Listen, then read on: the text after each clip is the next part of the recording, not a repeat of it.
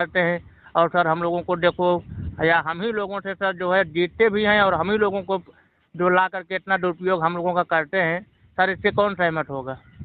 अब आप ये बताइए कि आजादी के 75 77 साल बीतने के बावजूद भी जो नियम कानून और व्यवस्था आपके ऊपर थोपी हुई है, जी ये सर। वही व्यवस्था है जो अंग्रेजों ने 1857 की क्रांति को क्रांति कुचलने में के किया लिए, था सर, बिल्कुल बिल्कुल सर। और इसका मकसद आपको अपमानित करना, आपको उत्पीड़ित करना, आपका शोषण करना जी सर।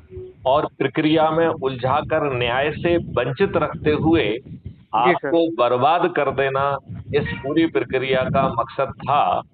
इस जी सर। बात जी से आप कहां तक सहमत हैं? सर, जैसे पहले था सर, अभी हमको लग रहा है कि उससे ज़्यादा हम लोगों का शोषण किया जा रहा है सर, उससे भी ज़्यादा हो रहा है। ठीक। अंग्रेजों के समय में सर एक समय ऐसा होता था कि उनका कोई भी टाइम टेबल होता था।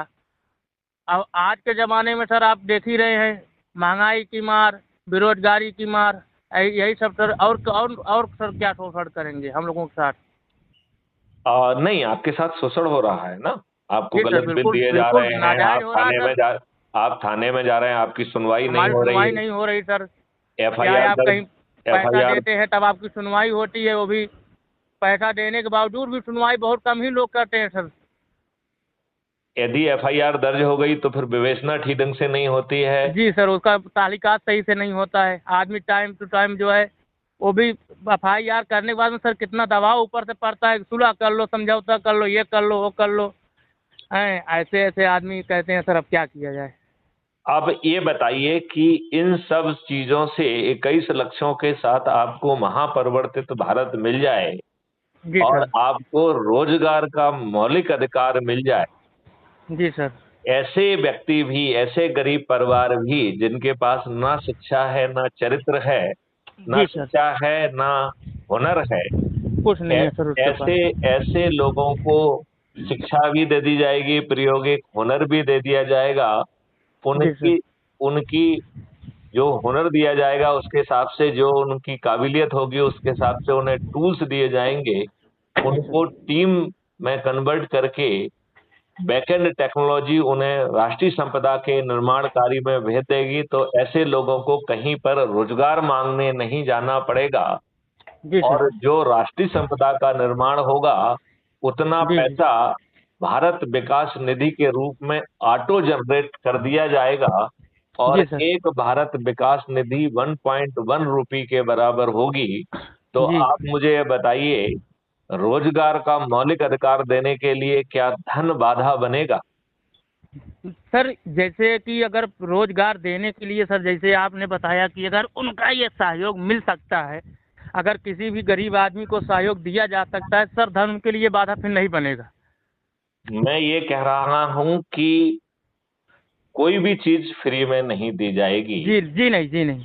उसे जो है, यदि उसके पास खाने के लिए नहीं है तो भोजन दिया जाएगा, पहनने के लिए कपड़े नहीं है तो हाँ, कपड़े दिए कपड़े दिए जाएंगे। जाएंगे। यदि उसके पास जो है शिक्षा नहीं है तो प्रायोगिक शिक्षा दी जाएगी, फालतू की जी जी शिक्षा जी। नहीं दी जाएगी।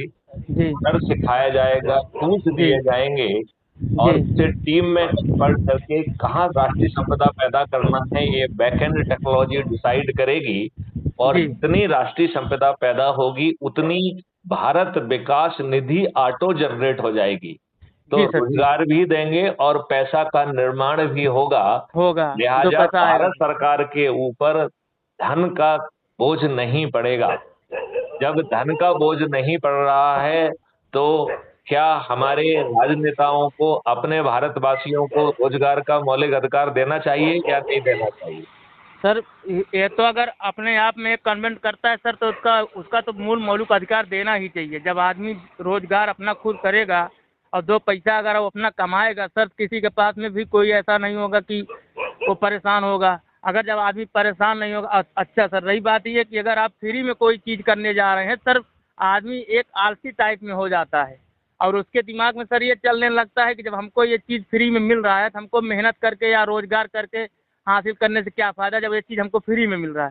सर, ये चीज़ से फ्री वाले से तो मैं सहमत नहीं हूँ सर। अगर कोई मेहनत करके रोजगार करना चाहता है और ये उसको दो। हमने क्या कहा कि कोई भी चीज फ्री में नहीं दी हाँ, जाएगी। नहीं दी जाएगी सर, इससे मैं उसके सहमत हूँ। उसके डेबिट अकाउंट पर चार्ज होगी।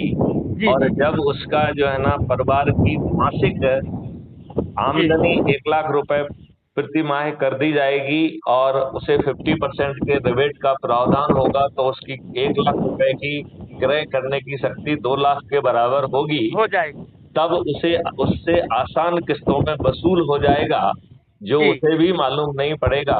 वो हाँ हाँ। अच्छा जीवन यापन कर पाएगा, कर पाएगा सर। वो अच्छे कपड़े पहन पाएगा।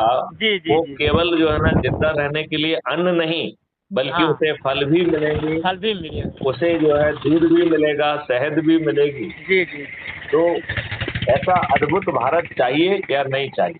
बिल्कुल बिल्कुल सर चाहिए, बिल्कुल सर चाहिए। 21 लक्ष्यों के साथ महापरिवर्तित भारत, जी यदि सर। मैथिली शरण गुप्त आपको छोटे से उपाय के साथ दे रहे हैं, जी तो सर। वो छोटा सा उपाय आपको करना चाहिए या नहीं करना चाहिए? बिल्कुल सर करना चाहिए, और उसको पूरा लगन के साथ में करना चाहिए, पूरी शिद्दत के साथ में करना चाहिए सर, पूरी मेहनत के साथ में करना चाहिए। तो क्या आपको वो छोटा सा प्रयास क्या करना है? जी सर। आपने यदि वीडियो सुने होंगे, यदि आपने crime free Bharat YouTube channel को सब्सक्राइब किया होगा, जी जी तो जरूर समझ में आया होगा। तो क्या जी। आपने crime free Bharat YouTube channel को सब्सक्राइब किया है?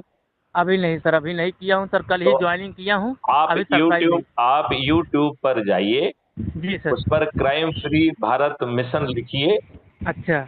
और उसमें हमारी चैनल है Maithili Sharan Gupt, farmer DGP, president, crime free Bharat की चैनल है, जी सर। जो बता रही है 5,800 से अधिक वीडियोज के माध्यम से कि जी सर। आपको बिना कुछ किए महापरिवर्तित भारत जी आज सर। जो सत्ता में बैठे राजनेता हैं वो देने के लिए विवश हो जाएंगे। जी केवल सर। आपको 9 दिन का प्रयास करना है, अच्छा और सर। इसमें आपको ना तो अपना